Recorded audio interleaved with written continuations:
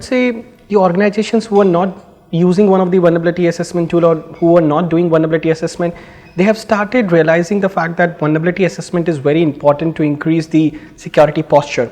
And if I see the gradual shift which is happening since last 2 years, it would be now they're realizing that it is impossible for them to remediate or treat all the 1,000 vulnerabilities that comes after a vulnerability assessment. So now they are focusing their efforts on the prioritization, that how do we prioritize the vulnerabilities and how can we identify those 100 vulnerabilities out of 1,000 that can make the most of the difference. BFSI is one sector which is always a little bit ahead from rest of the industry when it comes to security and when it comes to vulnerability assessment per se.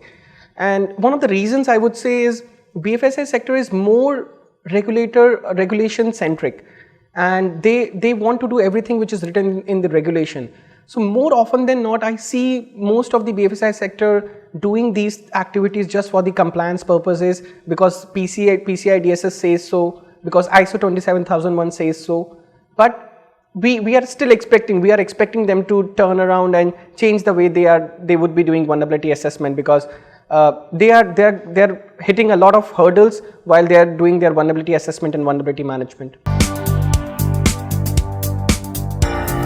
Major pain points, if I talk about, it is more around the awareness. The way we have been doing things for last 5 years, we are so comfortable doing the same way. We do not even innovate the way we have been doing things. And one of the things that it's very particular to Indian industry, that we take this service provider approach towards vulnerability management or vulnerability assessment rather than taking the tool based approach.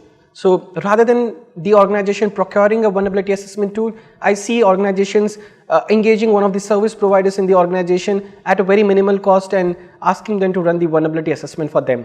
And if it is, and the output is always vanilla, it doesn't give you the desired output as such. Right. So if I talk about analytics, analytics is something which has become integral to almost all the security products that you see in the market. If I talk about something which is related to my coverage area, it would be endpoint detection and response. So it is something which has become quite common, endpoint detection and response. It relies heavily on the analytics, that it can do it on the basis of data it collects. It can do various different types of analysis, and it can tell you the results.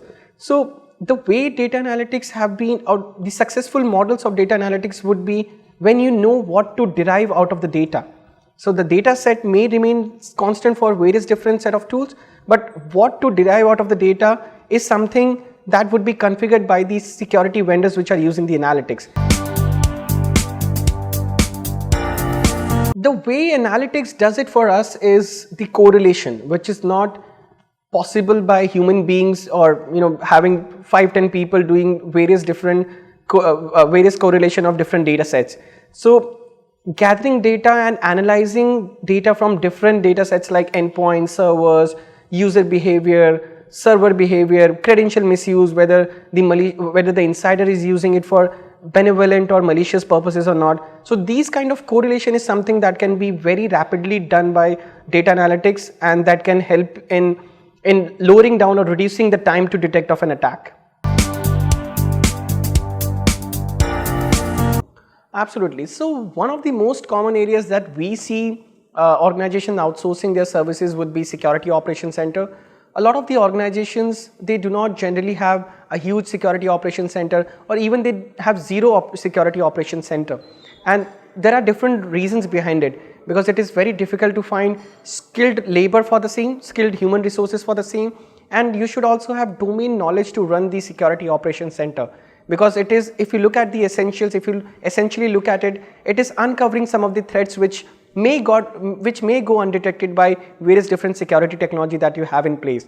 So security operations center, or using the shared services, or using the shared resources from a tech service provider, would be one of the most common things that the organizations would be outsourcing.